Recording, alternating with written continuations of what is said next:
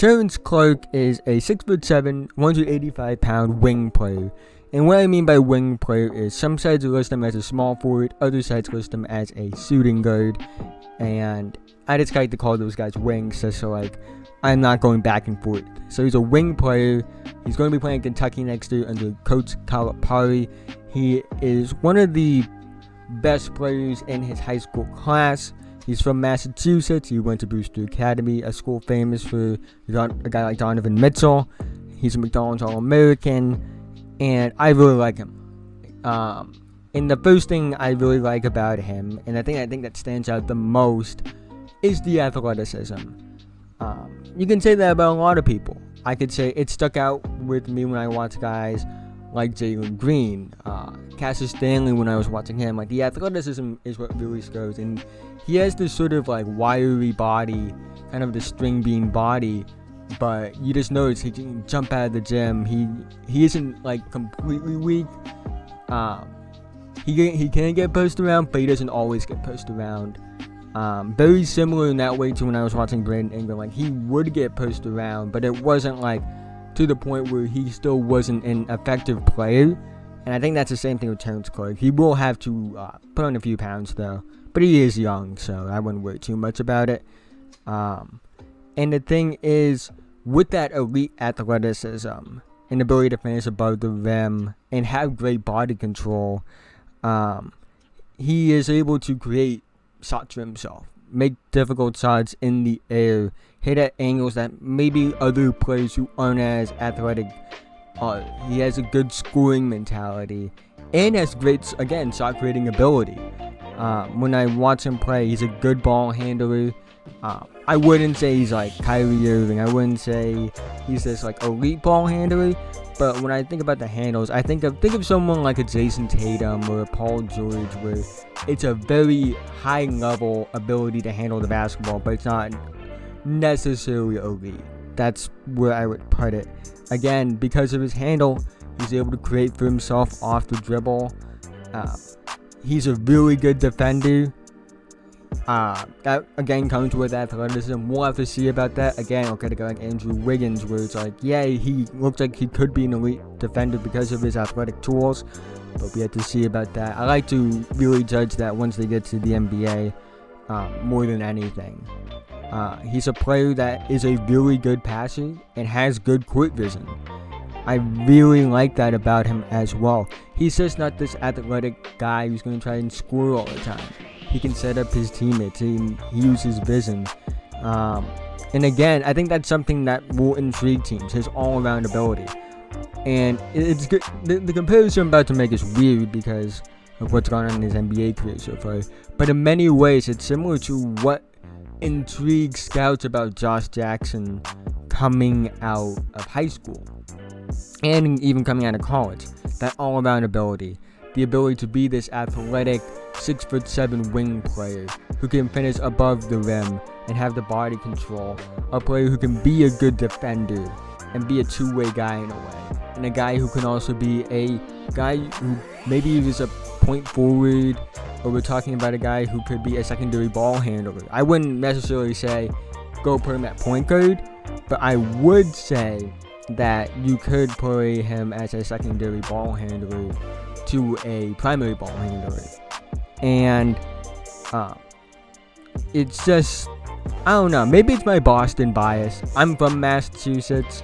He's from Massachusetts, so and he reps his state, and he represents Boston, and he loves the city, so I guess it's a little bit of bias on my part. But it's not all good with him, trust me. I'm not gonna sit there and act like it is all good with him. Size, that's the one thing. It is, again, 6'7", 185 pounds. He will grow. I think he'll get bigger. Based off his body type, I don't know if he'll ever be huge, but get maybe around to 200 to 215 pounds. I think that's a good weight range for him to get to at early on in his career, whether it be in college or the NBA. I think by the time the draft comes around and going to a school like Kentucky where they have good trainers and things like that, he will be probably around 200 pounds by the time the draft comes around. To put some perspective on it, I don't know if it's like 100% true, but when Brandon Ingram went to Duke, he was a player that was like, I believe they said around 160. I think it was probably closer to like 180. And by the time the draft came around, he was probably like 195 pounds, I want to say. So he does have time to put on some weight in college. He isn't a great shooter. He's more of a streaky shooter. And what I mean by streaky shooter is, it's like they aren't a bad shooter, but it's like they're inconsistent. Like there are nights they are a great shooter, and then there are nights they are like horrible. So like there's like in between. He does have to improve on that. But a lot of young players have had to improve on stuff like that. So I wouldn't worry about it too much when talking about Terrence Clarke and that. What do I see him being at Kentucky? I don't think he's going to like set the world on fire completely. With another very talented player in BJ Boston, I don't think you're going to see like crazy stats. I do think they could have a dynamic. And I'm not saying like comparing like because of the position or anything, because it's not the same position at all. But I think they could have like a Malik Monk, De'Aaron Fox dynamic where it's not like they both are very much lottery talent players, and they both are able to showcase that and put up really good stats. But they aren't going to be able to put up like, maybe they won't be able to put up like Michael Beasley stats or Zion Williams stats or Kevin Durant stats or Trae Young stats. That's the way I think about it between them. But I really think he's a guy. I right now I would say he's a top 10-ish pick. Again, it's really early. He hasn't even stepped into college yet.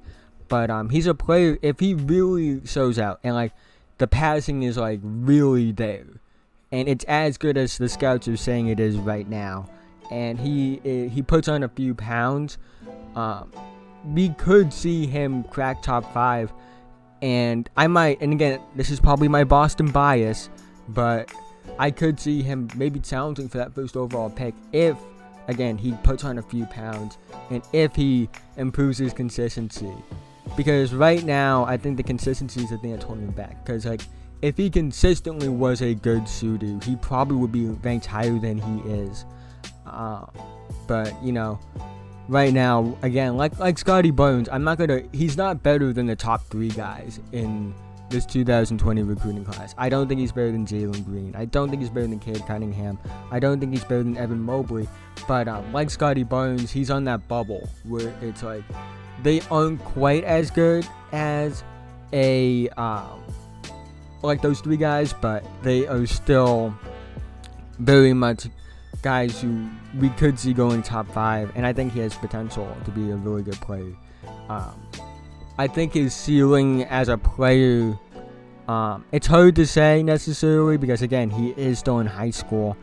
But I think his ceiling is very similar to the ceiling that Josh Jackson had, where we're talking about a guy who, rebounds, defends, is a good passer, can be a primary or secondary ball handler depending on the team, plays with a lot of energy, has a real passion for the game. I do think he does have more scoring potential than Josh Jackson, just because, again, I do think he has a better ball handling skill than Josh Jackson did in high school and college, and I also think that he is a better shot creator than Josh Jackson was at the same level. So I think right now, if I were to say what his ceiling is, I would say it was the same ceiling as Josh Jackson's was. And my ceiling for Josh Jackson was a Paul George, Jimmy Butler kind of player. And I think Terrence Clarke could be that kind of guy. A guy who could put up 26 and 5 any given night. I think that's the ceiling that we can put on Terrence Clarke. And it's not the expectation either. I'm not saying this is the expectation that I'm putting on Terrence Clarke. I'm not saying he's going to be Jimmy Butler. I'm not saying he's going to be Paul George. But I think the ceiling is that. And again, we're not saying he's going to be the next Paul George or he's going to be the next Jimmy Butler, but he has potential to be that. But we'll have to see how things turn out at Kentucky. He's a player that you should really keep your eye on throughout this draft process next year. And again, I'm talking more about the high school players now, because I feel like there's a lot more intriguing players to talk about in high school. There aren't as many intriguing players for me really to talk about when it comes to the NBA, in my opinion. When I watch the tape on the NBA, on the future guys, like the guys who are going to be in this draft class, it's just not as entertaining for me. For me, the top 3 is kind of set for that draft class. It doesn't really view. I'm not going to say it's a weak draft class, because anything can happen. We call 2013 weak. We call 2016 weak. And 2013 has produced an MVP, a 2-time Defensive Player of the Year, an All-Star shooting guard, an All-Star level shooting guard, and a bunch of really good contributors to playoff teams. And 2016 has produced multiple All-Stars, a Most Improved Player candidate, and has really proven himself as a draft class that it isn't as weak as we thought. So I'm not going to say that this 2020 class is weak.